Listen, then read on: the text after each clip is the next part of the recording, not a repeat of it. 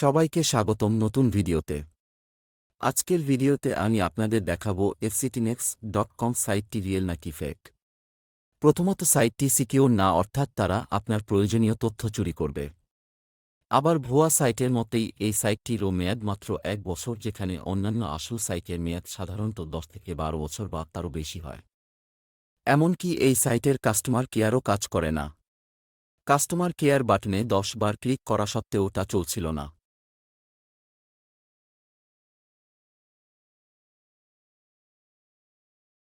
সাইটটিতে টাকা ডিপোজিট করার পর আপনি কোনো প্ল্যান কিনে কাজ করলেও টাকা উইথড্র করার সময় তারা আপনার টাকা আটকে দিবে অথবা বলবে উইথড্র করতে আর টাকা প্রয়োজন।